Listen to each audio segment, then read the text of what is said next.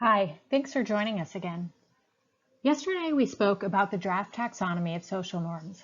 We're in the process of updating and developing this taxonomy by reviewing literature and working in collaboration with the Learning Collaborative. Today we'd like to share some feedback we received at the recent Ouagadougou partnership meeting and get your input on how to develop this taxonomy so it can be as useful as possible. As a reminder, here's the taxonomy we spoke about yesterday.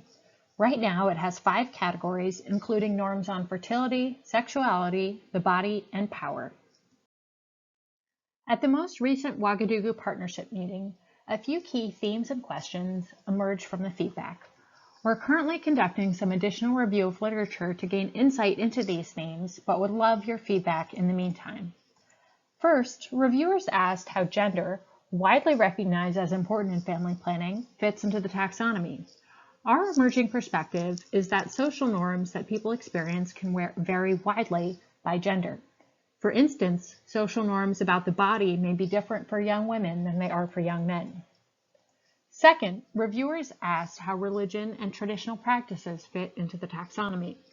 Our early perspective is that religious communities can create and enforce social norms relating to family planning. There's great diversity here.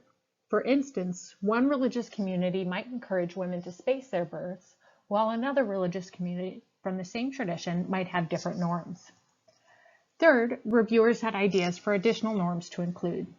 We are currently considering which ones are most important to include in the taxonomy truly focused on family planning.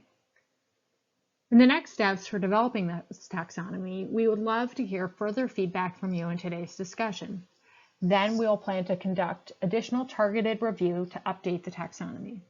We will share findings with the team at the Learning Collaborative, which is working to develop tools around social norms. Here are some questions we have for today's discussion. First, what are your thoughts on how religion and gender impact social norms? How can these dynamics be included in the taxonomy? 2, given the discussions yesterday and today, what norms are truly important and should be included in the taxonomy? Does the taxonomy need to include new norm categories?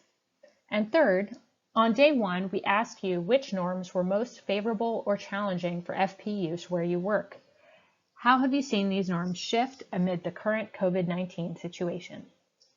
Thanks again so much for listening, and we hope to hear more from you in the discussion.